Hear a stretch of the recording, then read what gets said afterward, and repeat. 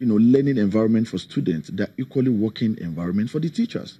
There are no ways that you can have teachers who don't have a decent working environment that will give their best. So we're actually doing some of these things to ensure that we integrate both the teachers and the students, because they are going to be the ones who will deliver on all of these things. And that's why when we take credence for some of these improvements, it cannot actually be because of a government that is in place, but because we equally have teachers and school administrators who did a very fantastic job. Okay, is there any commensurate evidence in the results of the children, let's say the SS3 results or the WAEC results? Absolutely. When this administration came on board in 2010, the first major exercise was to have what was called an education summit that was chaired by the Nobel laureate, Professor Wole Soyinka. That is to tell the level of decay in the education of Osun. And what we have, you have our students having a little over 15% pass rate in external exam, WAEC for instance. So only 15% of our students would have 5 credits that will include mathematics and English. But if you look at 2017 WAEC figure that is out, for instance, that figure has tripled. Osun have a little over 45% in terms of pass rate that includes mathematics and English, 70% pass rate in mathematics alone, over 50% pass rate in English. That is unprecedented. That is a record that has never happened in the history of Osun. But that's not where we're going. And that's also to show that our investment in education, both the infrastructure, the knowledge tablet, which is Opoimo, incentives for our teachers to do better, is actually yielding results. And so these are figures that are verifiable. What would you say is the greatest achievement of this government in 8 years? I think the best way to measure the greatest achievement is also to look at what is the biggest problem plaguing us as a people, and that's poverty. So for any government to have actually been able to bring down the poverty rate of its people, that is a big achievement. That simply shows that, of course, the policies and the programs of government is actually touching the life of an average citizen. And with that, when there were improvements in terms of jobs that were created, which is not less than 400,000 in the last 7 years, about 700,000 individuals have been moved, away from the poverty level. We should also note that...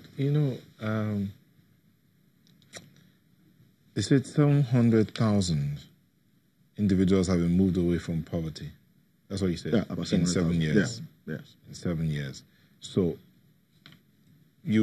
how did that happen? What strategy did Osun use to move 700,000 people in 7 years? So that's approximately 100,000 per year. Broadly, too.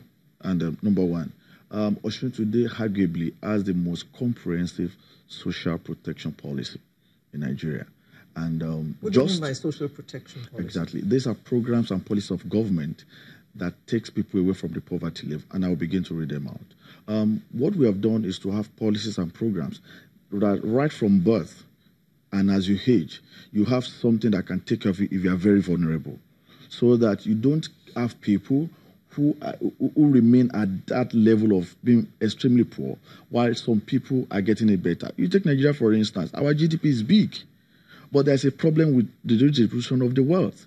And that's why we are contending with countries like India and China in terms of the number of people that are poor. So number one, right from birth, for those who are vulnerable, who cannot, for instance, walk into a clinic of their own and a facility, you have free health care for them. When they begin to grow up, you talk about empowerment like the ones we have done, like our OES, our home. When it is time for people who want to work, we have support for those who want to farm, and which is the major, employer of labor in Osun as well, and the investment into the working capital for farmers, which is close to $1 billion in the last 7 years, provision of seedlings, enlightenment in terms of education of modern farming practices, and then as people begin to age, in case they're vulnerable, Osun has what we call a program. We call it a program for the aged.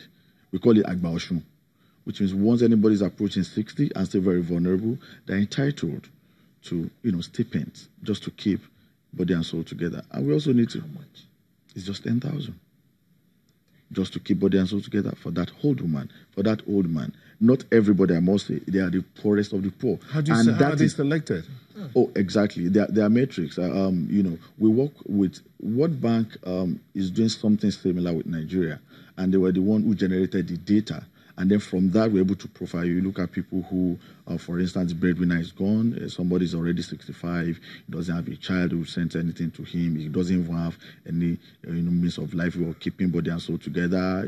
Widow, and all of that. So the ones we can afford to do, we do them. And then when the federal government also copied that model, it made it easier. They're able to add more to the little that we're doing. And not only that, Osun is the only state in Nigeria that have what we call whole rehab. That's a rehabilitation center for the schizophrenic. And so when people are for those who are mentally challenged, and government is doing that for free. We have a facility in Lobu. It doesn't exist anywhere in Nigeria. So would it be then right to say all these achievements in terms of taking care of the aged, in terms of improving on education, in terms of creating work investment in the health sector, would it be right to say then that that's part of the reason why salaries are being owed? Well, or being paid in part. Well, when the economy of Nigeria was challenged in 2014, we must also set the record straight. Prior to the challenge that happened with the national economy, Osun pioneered things like the 13th month salary, which were being paid. We paid 13th month salary for years.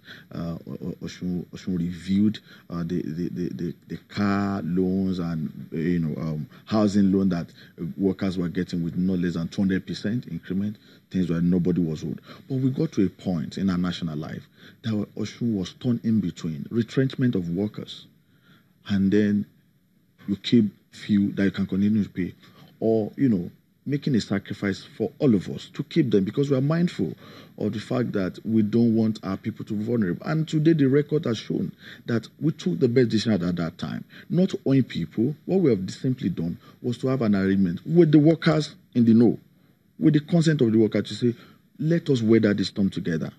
We know that tough times don't last, only tough people will do. And we are happy today. Since July, Osun has gone back to full payment of salary.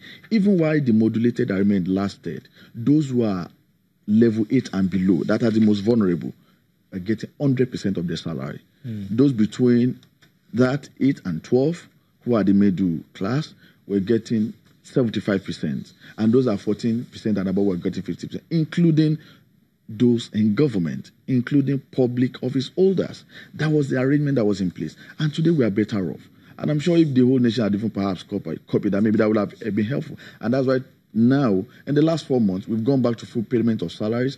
And anytime there's any significant improvement in the economy, what we do is to clear area of backlogs, like was done in 3 months ago, where 4 months salary were paid at the go. Okay, just a real quick one. What's the relationship between the modulated salaries you mentioned and moving people out of poverty?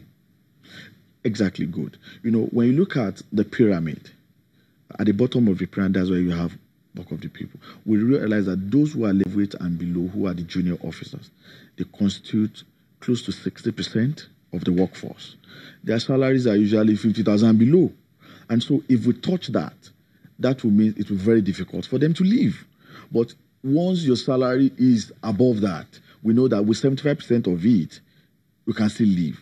Those who are 14 and above, including public office holders, we know that with 50%, you can still keep body and soul together. So we are mindful of people not, slipping into abject poverty and then unable to survive. All right, thank you very much, Honorable Tunde Olatunji, who's a legislator in the Osun State House of Assembly representing Ife North.